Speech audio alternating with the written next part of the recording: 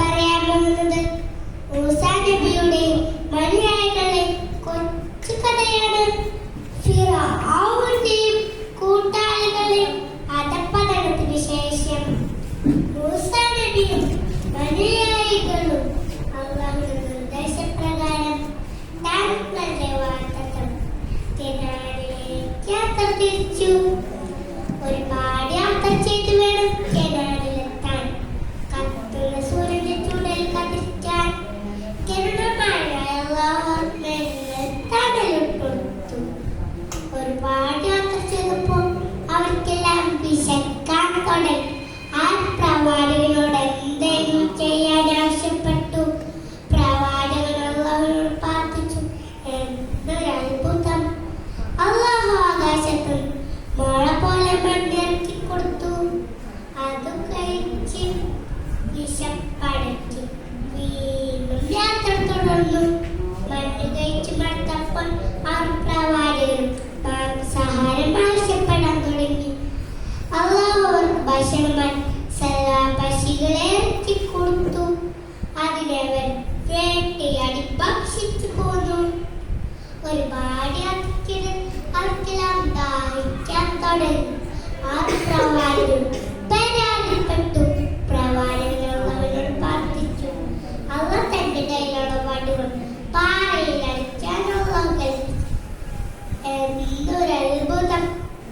ആ പാറയുടെ 12 ഭാഗത്തുമായി വെള്ളം വരാൻ തുടങ്ങി. അതവർ കിരിൽ വീതിച്ചു നൽകി.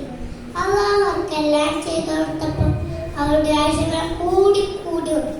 അവർക്ക് യാത്ര ചെയ്ത് മടുത്തു. തീരത്തിലേക്ക് പോണെന്ന് വാശി പിടിച്ചു. മുമ്പ് ഫിർഔന്റെ അടിമകളായതും ഫിർഔനിൽ നിന്ന് രക്ഷിച്ചതെല്ലാം മറന്നു. അവരുടെ പ്രവൃത്തി മൂസ വർദ്ധിച്ചു. മാസങ്ങൾ സഞ്ചരിച്ച ശേഷം ഫിർഔന്റെ താഴ്വാരത്തെത്തി. മുമ്പ് അല്ലാഹുവോട് സംസാരിച്ച സ്ഥലമാണ്. തെറ്റിയ സഹോദരനായ ഹാറൂൻ മൂസ മലയിലേക്ക് പോയി. അവിടെ വെച്ച് അല്ലാഹുവുമായി സംസാരിക്കുകയും അവർക്ക് വേണ്ട കരുതലുകൾ നൽകുകയും ചെയ്തു. മൂസ ദിവസങ്ങൾ കഴിയുന്നതും അവരുടെ ക്ഷമ നശിക്കാൻ തുടങ്ങി. അവർ ഹാറൂൻ എത്തിച്ചതായി അതിൽപ്പെട്ട സമയങ്ങൾ പറഞ്ഞു. മൂസ കണ്ട് ഉപേക്ഷിച്ചു പോയിരിക്കുന്നു. തിരിച്ചു വരില്ല. അതിനായി നമ്മുടെ ആശകൾ ചോദിച്ചു. വിഗ്രഹങ്ങളെ ഉണ്ടാക്കാൻ ആ സംഘത്തിന്റെ കൈവശമാണ് സ്വർണ്ണ പശീലം ഉണ്ടാക്കിയെടുത്തു. 40-ാം ദിവസത്തിൽ തിരിച്ചു വന്ന പ്രവാചകൻ സ്വർണ്ണ പശീലോടാക്കി തന്റെ കയ്യിലുള്ള വടി കൊണ്ട് സ്വർണ്ണ പശീലം തകർത്തു.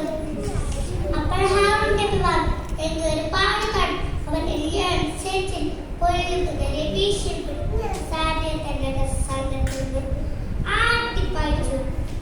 ഈ സമുദായത്തിന് അല്ലാഹുവിന്റെ ശിഷ്യരുണ്ടെന്ന് ഭയപ്പെട്ട് മൂസ അല്ലാഹുവിനോട് പ്രാർത്ഥിച്ചു.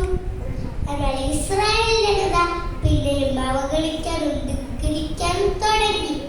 തൽഫലമായി അല്ലാഹുവിനെ കനാനിലെത്തിച്ചില്ല.